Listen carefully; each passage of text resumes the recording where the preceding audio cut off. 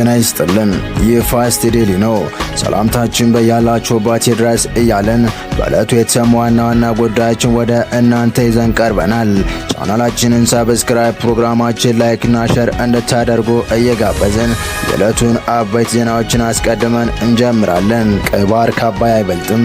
ግብጽ ቆርጣ መጣች። አልሲሲ ኢሳያስ ለኢትዮጵያ ባራጅ ሊሸጧቸው ነው። ከሻዕቢያ ጎን ሊሰራ ነው። ኤርትራ ከኢትዮጵያ ጋር በገባችበት የከራ ውጥረት አሉኝ የምትላቸው አጋሮች ፊት እያዞሩባት እንደሆነ እየተነገረ ይገኛል። ወደ ሳውዲ በማቅናታቸው የአረቡ ዓለም ሚዲያዎች ማዛለቂያ የሆኑት ኢሳያስ አሁን ደግሞ ከግብጽ በኩል በቀይ ባህር ከአባይ አይበልጥም የሚል አስመራን ያስደነገጠ ጠንካራ መልእክት እንደደረሳቸው ነው የተሰማው። ኢሳያስ አስመራን ሳይረግጡ ከሳውዲ ከባድ ሚስጥር አፈትልኮ ወጥቷል። ለአራት ቀናት ሳውዲ አረቢያ የሰነበቱት ፕሬዝዳንት ኢሳያስ አፈወርቂ ወደ ቤተ መንግስታቸው ሲመለሱ ከሳውዲ ባለስልጣናት ጋር በዝግ የመከሩበት ጥብቅ ጉዳይ አፈትልኮ መውጣቱ ተሰምቷል። ኢሳያስ ከሳውዲ ከመመለሳቸው የተሰማውን ሚስጥርና ሌሎች ዝርዝር በጥንቅራችን የምታዳምጡ ይሆናል። እስከ ፍጻሜው አብራችሁን ቆዩ። ኢሳያስ አስመራን ሳይረግጡ ከሳውዲ ከባድ ሚስጥር አፈትልኮ ወጣ። ለአራት ቀናት ሳውዲ አረቢያ የሰነበቱት ፕሬዝዳንት ኢሳያስ አፈወርቂ ወደ ቤተ መንግስታቸው ሲመለሱ ከሳውዲ ባለስልጣናት ጋር በዝግ የመከሩበት ጥብቅ ጉዳይ አፈትልኮ ወጥቷል። ጉዳዩ አሰብ ወደብን የተመለከተ እንደሆነም ታውቋል። የወደቀ ዛፍ ምሳር ይበዛበታል እንዲሉ ተስፋ እጃቸውን ማጣት የጀመሩት ኢሳያስ ከወደ ካይሮም ያልጠበቁት መርዶ ሰምቷል የተባለ ሲሆን በአባይ ጉዳይ የስልጣን ወንበራቸው ስር እሳት የተነሳባቸው የግብፁ ፕሬዝዳንት አብዱልፈታህ አልሲሲ ኢሳያስን ለኢትዮጵያ ባራጅ ሊሸጧቸው ቆርጠዋል የሚሉ መረጃዎች ወደ ግብጽ አደባባዮች እየወጡ ሲሆን ሻዕቢያም ጉድ ሊሰራ ነው እየተባለ ይገኛል። በኢትዮጵያና ኤርትራ መካከል ያለው ውዝግብግብ ግብጽና የቅርብ ጎረቤት የሆኑት የአረብ ዴታዎች እያሳተፉ አሁንም ውጥረቱን አጠናክሮ ቀጥሏል። ውዝግብግቡ በሚመለከት በበርካታ ሀገራት እጃቸውን እያስገቡ ከመሆኑ ጋር ተያይዞ አሁን ላይ ነገሩ ወዴት ያምራል የሚለው ጉዳይ በርካቶችን ቀልብ ሳበና አነጋጋሪ የሆነ ጉዳይ የሆነም ስለመምጣቱ በተከታታይ የሚወጡ ዘገባዎችን አመላካች ናቸው። ይህ በእንዲህ እንዳለ ታዲያ ኢሳያስ አፈወርቂ ወደቡ ውሰዱና ከጉድ አውጡ ሲሉ ሳውዲ አረቢያ መማጸናቸው ተሰምቷል።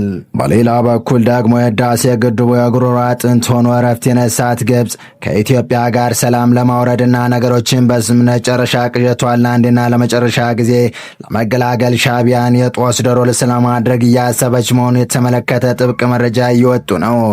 ግብጽ ኤርትራን ለድርድር ልታቀርብ እንደሆነ የሚያሳይ መረጃ ወጥቷል። ኢትዮጵያና ኤርትራ በአሰብም ሆነ በባህሩ አብሮ ጉዳይ ወደ ውዝግብግብ ከመሄድ ይልቅ በኢኮኖሚ መተባበር እንዲሁም ለኢትዮጵያ የሚገባላትን በመስጠት ኤርትራ የተቀረበውን ግዛቷን ከኢትዮጵያ ጋር ሰላም በመፍጠር ለንግድና ለተለያዩ ቀጠናዊ ዓለም አቀፍ አገልግሎቶች መዋል የምትችልበት እድል መኖሩን ለኤርትራ ብቻ ሳይሆን ለቀጠናውም ሰላምና መረጋጋት ግልጽና አዋጅና ቀላሉ መፍትሄ እንደሆነ እየተገለጸ ባለበት ወቅት ኢሳያስ የግራውን መስመር መርጠዋል። ተንታኞች እንደሚሉት ከሆነ በሰላም ተስማምቶ አብሮ የመኖር ጉዳይ ሳይሳካ የሚቀር ከሆነ ኢትዮጵያ ባህር በሩን በሕግ ዓለም ዳግም በግድ በጉልበት ታገኛለች የሚል የተለያዩ ትንበያዎች እየወጡ ያሉ መረጃዎች ያመለክታሉ። ታዲያ የተለያዩ ሀሳቦች በሁለቱ ሀገራት አሁን ውዝግብግብ ዙሪያ የተጡ ባለበት በዚህ ወቅት ኢሳያስ አፈወርቂ ከሰሞኑ ከወደ ሳውዲ አረቢያ ባደረጉት ጉብኝት ተናገሩት በሚል አንድ አፈትልኮ የወጣ መረጃ እንዳመለከተው ወደቡን ውሰዱና ከጉድ አውጡ ሲሉ የሳውዲው አልጋ ወራሽ ንጉስ ሙሐመድ ቢን ሰልማን ስለመፈጸማቸው አመላክቷል።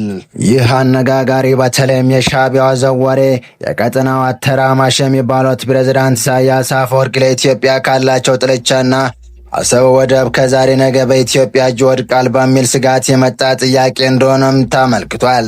ኢሳያስ አሁን ላይ ተስፋ መቁረጣቸውን የሚያሳዩ ሌሎች መረጃዎች እንዳመለከቱት ደግሞ በኢትዮጵያና በኤርትራ መካከል ያለው ግንኙነት የኢሳያስ ግትርነትን ጨምሮ ነገሩ እየተካረረ ከመምጣቱ ጋር ተያይዞ ኢትዮጵያ ያቀረበችውን ሰላማዊ ጥያቄ በተለያየ መልኩ በአማራጭነት ሌሎች ሀሳባቸውን በማከል ኤርትራና ኢትዮጵያ መካከል ሰላም እንዲፈጠር ብሎም ኢኮኖሚ ትብብር እንዲኖር አማራጮች ሀሳቦችና ሌሎች በተለይም ኢትዮጵያ ወደቡ የምታገኝ ከሆነና ኤርትራ ወደቡን ለማቅረብ ፈቃደኛ የምትሆን ከሆነ በኢትዮጵያ ውስጥ ካሉ ታላላቅ የልማት ኩባንያዎች ከሚገኝ ትርፍ እንድትካፈል ወይም ደግሞ ከነኚህ ተቋማት አክሲዮን እንዲኖራት ለማድረግ ወይም ኢትዮጵያ ተለዋጭ መሬት ለመስጠትና ወዘተን የመሳሰሉ ምክረ ሀሳቦች የቀረቡ ቢሆንም እስካሁን ድረስ የሻዕቢያ መንግስት ስለዚህ ሀሳብ ምንም አይነት ምላሽ አለመስጠቱና ይልቁንም በኢትዮጵያ ላይ ጦርነትን ለመክፈት ከኢትዮጵያ ታሪካዊ ጠላት ከምትባለው ግብፅና ግብረ አበሮቿ ጋር ሴራ መጎተቷን መቀጠላ ጉዳይ ትልቅ ጥያቄ ምልክት ውስጥ አስገብቷታል።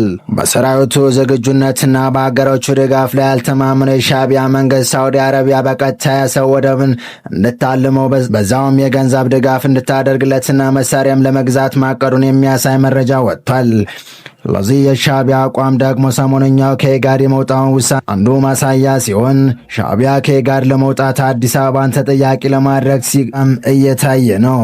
በእርግጥ ነገሮች ሰሞንኛ ለውጦች የመጡት ትንኩሳት ብቻ ሳይሆን ወደ ኋላ 2ና 3 አስርተ ዓመታትን ተጉዞ የሚመዝነው በሐምሌ 1998 ዓ.ም የኢትዮጵያ መከላከያ ሰራዊት በእስላማዊ ታጣቂዎች የበላይነት የተወሰደበትን የሶማሊያ ፌዴራል መንግስት ለመደገፍ ወደ ሞቃዲሾ ዘመተ።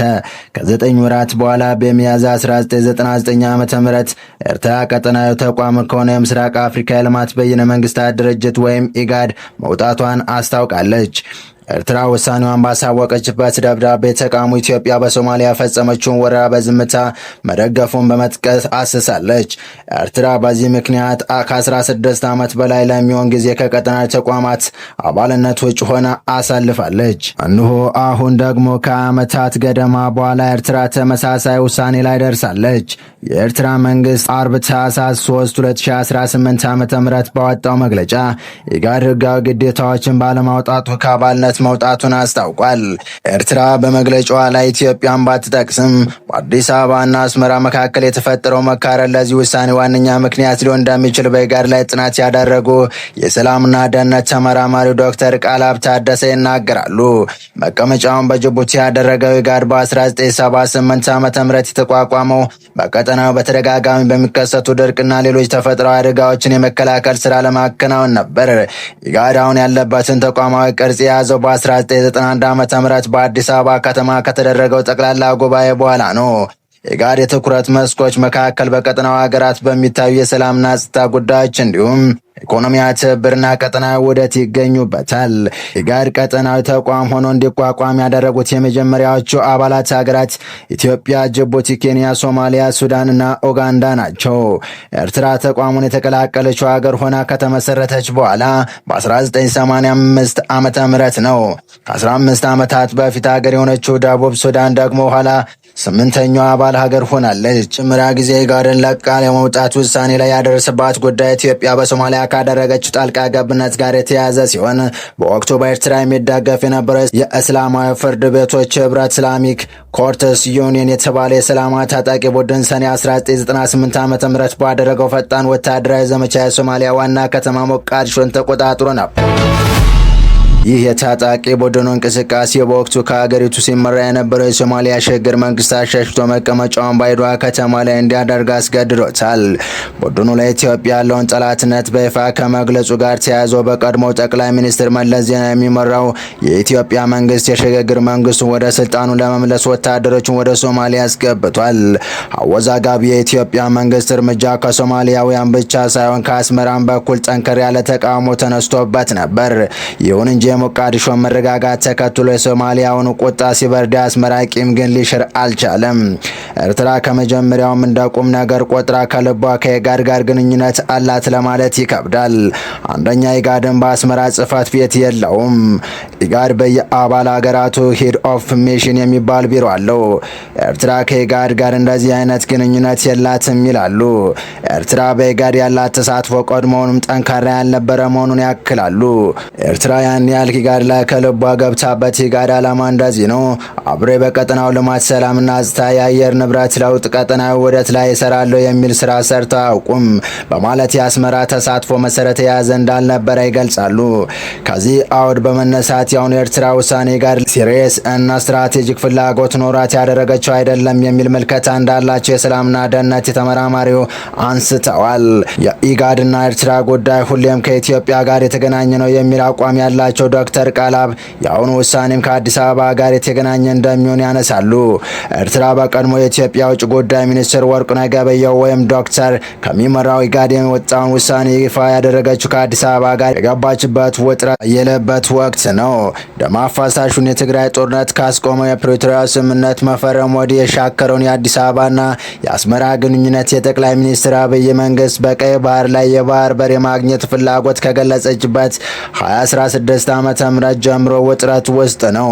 ጠቅላይ ሚኒስትሩ አብይ ከ30 ዓመት በፊት የፈጸመው ስህተት በማለት የሚገልጹት የኢትዮጵያን የባህር በር አልባነት የህልውና ጉዳይ እንደሆነ አድርገው ያቀርቡታል። ይህን ስህተት ለማረም እንደሚሰሩ በይፋ ተናግረዋል።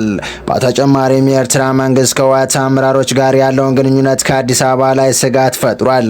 ውጭ ጉዳይ ሚኒስትር ዶክተር ጌዲዮን ጢሞቴዎስ ለተባበሩት መንግስታት ድርጅት ዋና ጸሐፊ በላኩት ደብዳቤ ኤርትራና ህወሓት ጽምዶ በሚል ጥምረት መስርተው ጦርነት ለመክፈት እየሰሩ ነው የሚል ክስ አቅርበዋል።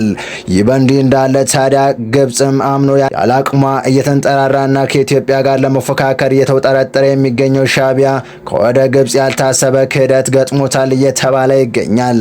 የካይሮ መረጃ ነፍናፊ መረጃ ምንጮች ያወጧቸው መረጃ እንደሚያመላክቱት ከሆነ አልሲሲ የአሰብን የባህር በር በአባይ ውሃ ለመለወጥ ቆርጠው ተነስተዋል። የነገሩ ግጥምጥሞሽ የወደቀ ዛፍ ምሳር ይበዛበታል የሚለው ተረት የሚያስታውስ ሆኗል ነው የተባለው። የእጃቸውን ማጣት የጀመሩት ኢሳያስ ከወደ ካይሮ ያጠበቁት መርዶ ሰምቷል እየተባለ ሲሆን በአባይ ጉዳይ ስልጣን ወንበራቸው ስር እሳት የነሳባቸው የግብፁ ፕሬዝዳንት አብዱል ፈታህ አልሲሲ ኢሳያስን ለኢትዮጵያ ባራጅ ሊሸጧች ቆርጧል የሚሉ መረጃዎች ከወደ ግብፅ አደባባዮች እየወጡ ሲሆን ሻዕቢያ ጉድ ሊሰራ ነው እየተባለ ይገኛል።